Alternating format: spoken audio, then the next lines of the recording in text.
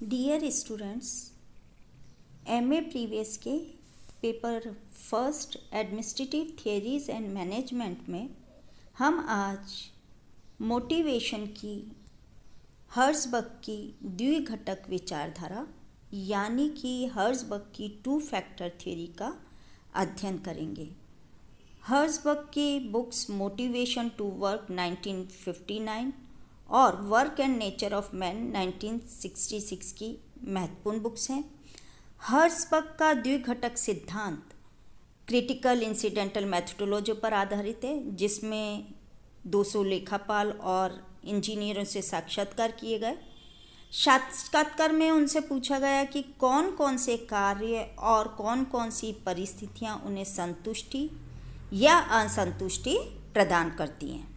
इस साक्षात्कार से प्राप्त तथ्यों के विश्लेषण से हर्ज़बर्ग ने ये निष्कर्ष निकाला कि व्यक्तियों की दो विभिन्न प्रकार की आवश्यकताएं होती हैं जो एक दूसरे पर निर्भर नहीं है। ये मानव के व्यवहार को अलग अलग प्रकार से अलग अलग तरीके से प्रभावित करती हैं।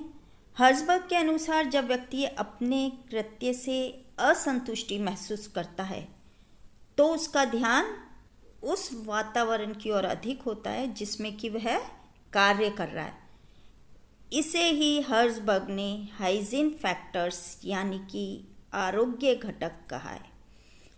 इसमें किसी भी संस्था की, किसी भी ऑर्गेनाइजेशन की नीतियाँ, प्रशासन, पर्यवेक्षण, कार्य की दशाएं, कार्य सुरक्षा आदि सम्मिलित हैं। इसी के विपरीत जब व्यक्ति कृत्य से अच्छा अनुभव करते हैं, अच्छा महसूस करते हैं, तो उनका ध्यान कार्य की तरफ अधिक रहता है, जिसे कि हर्ज़बर्ग ने उत्प्रेरक घटक यानी कि मोटिवेटर फैक्टर्स कहा है, जो कार्मिकों में कार्य संतुष्टि के वास्तविक कारक हैं।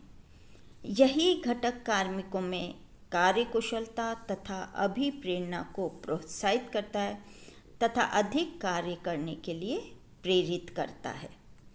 अभिप्रेरक घटक यानी कि मोटिवेटर फैक्टर में कर्मचारियों की उपलब्धियां, मान्यताएं, अधिक उत्तरदायी तथा विकास के अवसर अधिक सम्मिलित होते हैं। अर्थात आरोग्य घटक यानी कि हाइजीन फैक्टर पर्याप्त होने के आधार पर ये देखा जाता है कि व्यक्ति अपनी क्षमता के सामान्य स्तर पर कार्य करेगा, परंतु उसके क्षमता के उच्च स्तर अर्थात उपलब्धि के स्तर को प्रोत्साहित करने हेतु अभिप्रेरणात्मक घटक यानी कि मोटिवेशनल फैक्टर का होना जरूरी है। हर्ज़बर्ग का ये जो सिद्धांत है, और हमने इससे पूर्व जो मैस्लो की नीड हायरार्की थ्योरी पढ़ी, जो मैस्लो का सिद्धांत पढ़ा, उसी का सुधरा हुआ रूप है। आरोग्य घटक निम्न स्तरीय आवश्यकताओं के प्रतीक हैं, तो वहीं उत्प्रेरक घटक यानी कि मोटिवेशनल फैक्टर्स उच्च स्तरीय आवश्यकताओं के कार्य हैं। हर्ज़बर्ग की जो ये टू फैक्टर थ्योरी है, इसके जो दो वर्ग हाइजीन फैक्टर्स और मोटिवेटर फैक्टर्स यानी कि आरोग्य घटक और उत्प्रेरक घटक के जो दो वर्ग हैं, उसको हम इस प्रकार से समझ सकते हैं कि आरोग्य घटक यानी कि हाइजीन फैक्टर्स वे घटक जिनका संबंध कृत्य के वातावरण या परिस्थितियों कॉन्टेक्स्ट से है, उन्हें आरोग्य घटक कहते हैं। ये व्यक्तियों के वे अनुभव हैं जो कि असंतुष्टि प्रदान करते हैं।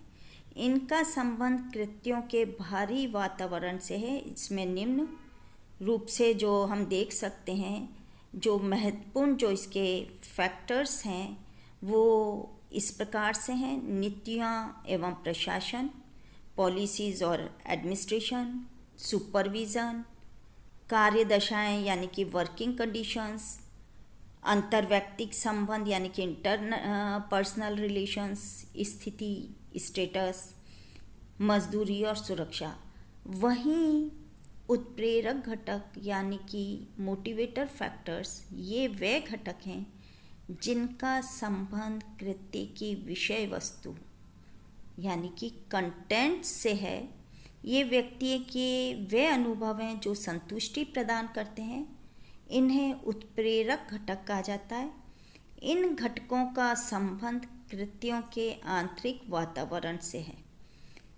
इसमें जो महत्वपूर्ण फैक्टर्स हैं वो है उपलब्धि यानी कि अचीवमेंट, रिकॉग्निशन, उन्नति, रेस्पॉन्सिबिलिटीज़, वृद्धि व विकास, कार्य यानी कि वर्क इटसेल्फ और चुनौतीपूर्ण कार्य।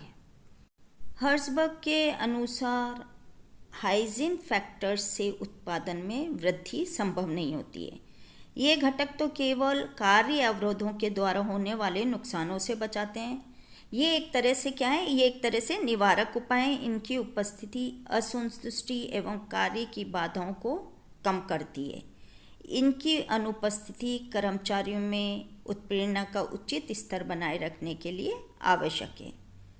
अपने आप में ये जो घटक हैं उत्प्रेरणा प्रदान नहीं करते, बल्कि स्वयं एवं प्रभावी वातावरण सृजित करने में, निर्मित करने में मदद करते हैं।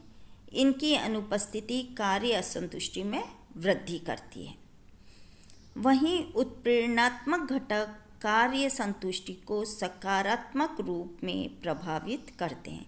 उत्प्रेरकों की उपस्थिति कार्य क्षमता और उत्पादकता में सामान्यतः वृद्धि करती है। इनकी उपस्थिति से व्यक्तियों में कार्य करने की इच्छाएं जागृत होती हैं, अर्थात आरोग्य घटकों की अनुपस्थिति कार्य असंतोष में बढ़ोतरी करती है, वृद्धि करती है, तथा उत्प्रेरणात्मक घटकों की उपस्थिति कार्य संतोष में वृद्धि करती है।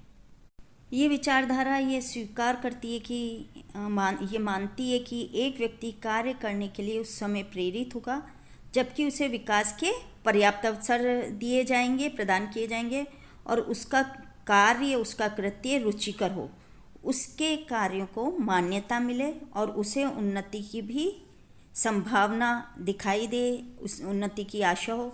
ये विचारधारा उच्च स्तरीय कर्मचारियों के संबंध में सही दिखाई पड़ती है। इसके अलावा ये भी देखने योग्य बात है कि आरोग्य घटकों की उपस्थिति असंतुष्टि को कम करती है।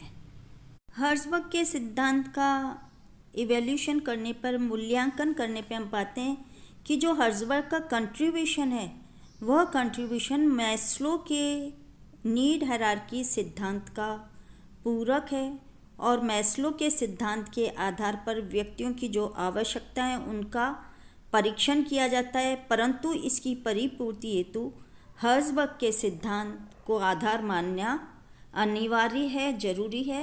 हर्ज़बर्ग का जो सिद्धांत है वो विशिष्ट रूप से व्यक्तियों के कार्य से संबंधित है, अतः हर्ज़बर्ग का जो योगदान है उस योगदान में कार्य के विषय वस्तु कंटेंट्स पर ध्यान दिया है।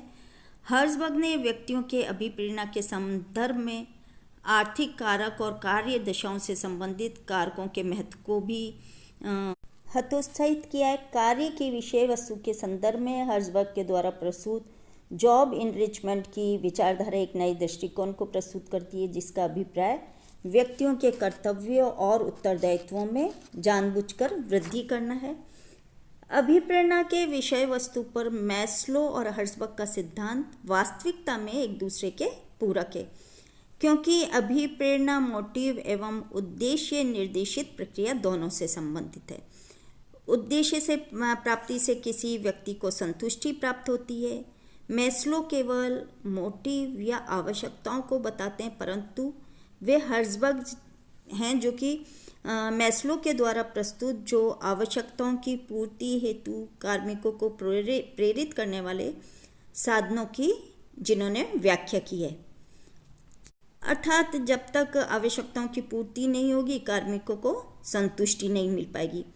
अतः अभिप्रेरणा की प्रक्रिया की शुरुआत तो मैस्लो से होती है, लेकिन इसकी जो अंतिम अवस्था हर्ज़बर्ग द्वारा बताए गए द्विघटक सिद्धांत से प्राप्त की जा सकती है। मैस्लो के सिद्धांत को व्यावहारिकता प्रदान करने हेतु हर्ज़बर्ग के सिद्धांत का भी होना अति आवश्यक है।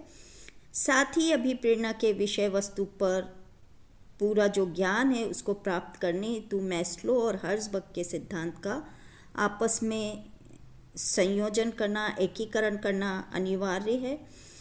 अभिप्रेरणा पर हर्ज़बर्ग द्वारा प्रस्तुत अवधारणा की रूपरेखा भी मैस्लो के आवश्यकता सोपान से संबंधित है, अर्थात मैस्लो के द्वारा प्रस्तुत जो लो ऑर्डर नीड्स हैं, जैसे कि शारीरिक और सुरक्षा से संबंधित आवश्यकताएं, वह हर्ज़बर्ग के आरोग्य घटक से बहुत ही साम्यता रखती हैं, समानता रखती है, तथा मैस्लो के द्वारा प्रस्तुत हायर ऑर्डर नीड भी हर्ज़बर्ग के अभिप्रेरणात्मक घटक से बहुत ही निकट का संबंध रखती है। अतः हर्ज़बर्ग का द्विघटक सिद्धांत अभिप्रेरणा की अवधारणा के संबंध में महत्व रखता है।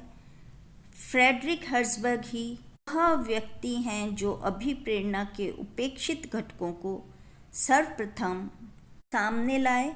वास्तव में अभिप्रेरणा के आधुनिक प्रशासनिक सिद्धांतकारों में फ्रेडरिक हर्ज़बर्ग का महत्वपूर्ण स्थान है। थैंक्स।